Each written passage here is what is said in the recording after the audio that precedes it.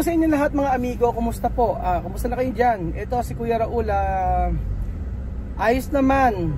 At nandito po tayo mga amigo sa bayan. At inaantay lang natin si Kylie tsaka sila Lelen, may binili para sa project nila. So itong video na makikita ninyo ay ito na yata yung pinakamaiksing house tour na napanood ko. Halos 3 minutes lang yata, 4 minutes lang na video ang makikita nyo ngayon sa Africa. House tour, pero ang ganda, ang nakakatuwa dito ay Tagalog ang kanyang salita. House tour ng isang Afrikana na nagtatagalog. Yun po ang makikita nyo sa video ito at matutuwa kayo dahil yung effort nila sa pagbablog ay sobrang nakakatuwa. So panoorin natin sabay-sabay ang house tour ni Miss Ma sa kanyang bahay. At meron siyang sinabi dito, sila daw ay pupunta meron daw silang pupuntahan.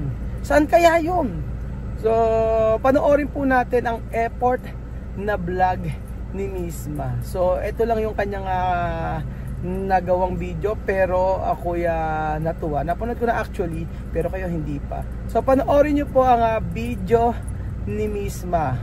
Ang house tour sa bahay ni Tia Celsa na isang Afrikana, at nag-vlog ay isang Afrikana na nagtatagalog na si Miss Ma Matinga. Panoorin po natin lahat ang video ito. Mahanda nga po ang Puba Filipino. Kumusta ka na? Ito na si Chamame gagawin. Hindi ko alam. Hingan mo. Hi, Chamame! Hi, buenos días, buenos días. Kumusta ka? Muy bien, aquí con trabajo de la casa. Oh.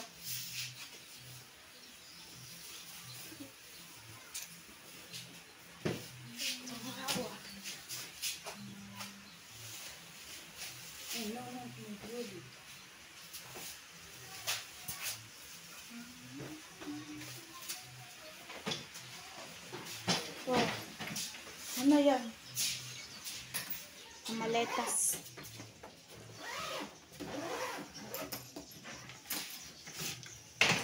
Pupunta sa Boracay.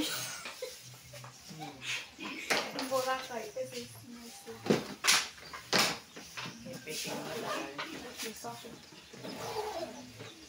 Ina si Sophie, ina si Alima.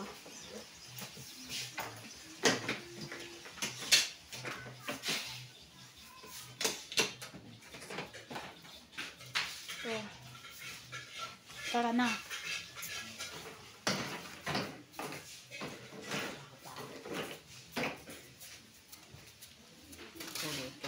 Lang ilaw.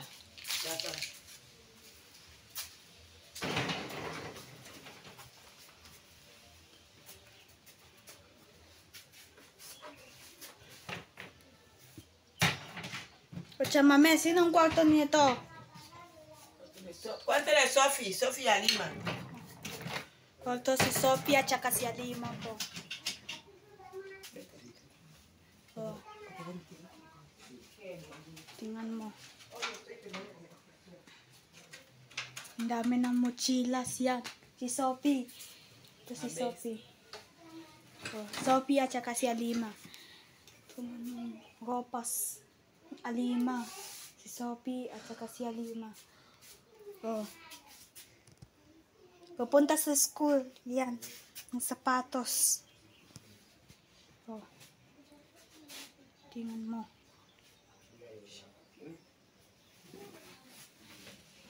Oh.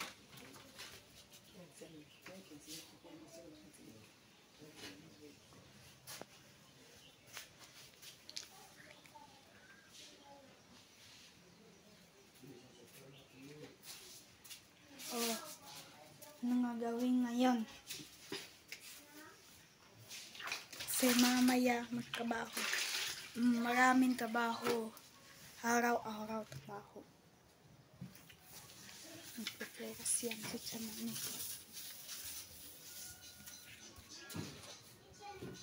Yeah, manay.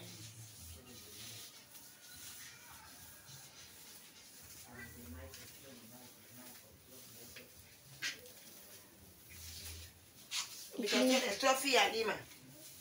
Kukwarto ni si Sophie at saka si Alima po. Pagkiklinis.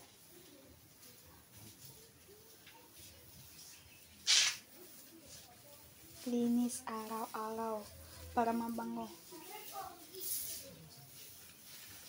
Utar na. Sabi ni siya, mami.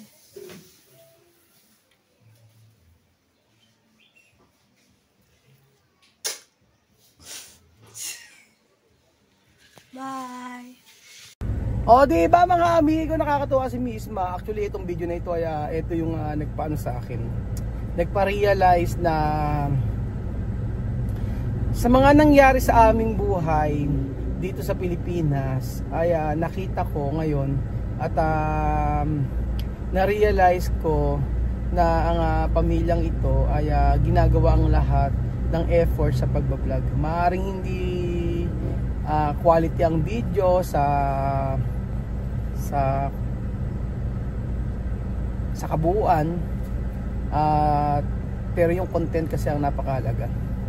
So nagrema sa aking puso ang ginawang effort ni Misma sa ganitong pagkakataon. Hindi siya vlogger, pero nag-send siya ng video para ipakita na ito ang buhay nila araw-araw. Sabi niya maraming trabaho, totoo naman. At nakita natin ang kwarto ni Sophie, ni Alima na punong-puno ng damit. So sa mga pagkakataong ito ay nakita ko yung sinabi ni Misma o narinig natin sa atin na yung siya ay pupunta ng Boracay. I'm sure na ito yung isa sa pagkakataon na pinalampas ng pamilyang ito yung makarating sa Boracay. Dahil ang katotohanan ay mga bata ay handang-handang pumunta ng Boracay during that time. So ano naman lumipas na, hindi na maibabalik ang panahon. Ngunit one thing na papaalala sa atin na si Misma na ating nakilala ay nandun pa rin yung pagiging sweet at nandun pa rin yung bata o nakilala nating si Misma before na may naging mahiyain, pero sa video na nakita natin yung effort na ginawa niya ay sobrang nakakatuwa. Sobrang happy tayo. Sobrang happy ako. So maiksing video man ito para sa ating lahat. Sobra akong na-touch mga amigo. Actually kagabi ko pa ito napanood and then nung napanood ko ito parang na-touch ako at naluha ako at na-realize ko na sayang ang mga pagkakataon. So sabi nga gano'n ni Mudra ninyo na yung pagkakataon na ito na nawala o nandun yung panghihinayang niya na sana ay andun sila sa Pilipinas. So hopefully maging okay ang lahat sa buhay nila doon at maiksi man update sa nangyari sa kanila ngayong araw.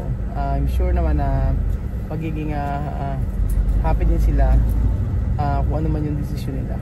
So maaaring sa ngayon malungkot para sa kanila yung pag-uwi, pero sabi ko nga sa inyo, merong inilaan ng Lord o merong way ang Lord para maging okay ang lahat. So ang yung healing ng mga bawat isa sa ating sa kanilang puso, sa ating puso na mga nasugatan at nagkaroon ng gap ay unting-unting bubuuin ng Lord in His perfect time. So right now ay nakita ko kasi yung effort nila na mag-send ng video sa araw-araw na maiksi man, pero nakita ko doon yung willingness nila na magkaroon ng buhay muli yung Pinoy in Equatorial Guinea na vlog. So hindi man sabi ko nga perfect yung vlog, mahina yung quality ng video, malabo. Ang importante po nakita natin kung ano man yung nais niyang ipakita ngayong araw. maiksing video pero tumimo sa aking puso na kailanman ay hindi mawawala ang pamilyang ito sa ating buhay, sa ating puso. Dahil ang Pinay Equatorial Guinea Vlog ay bahagi na ng pang-araw-araw ng mga Pilipino. At maraming salamat po sa walang sawa niyo pong pagsuporta. Sabi ko nga sa inyo, ang pagbablog before ay para magkaroon lang ako ng remembrance po ano man yung bansa na aking napuntahan. Pero yun pa lang magiging way para makakilala tayo ng mga Afrikano na naging bahagi ng ating buhay sa pang-araw-araw sa panonood natin ng vlog everyday. At maraming salamat po dahil hanggang ngayon walang sawa po kayong nagmamahal sa amin at handa kayong magbigay ng oras para panoorin ang ating mga videos. Maraming salamat po mga amigo at God bless po. Mabuhay po ang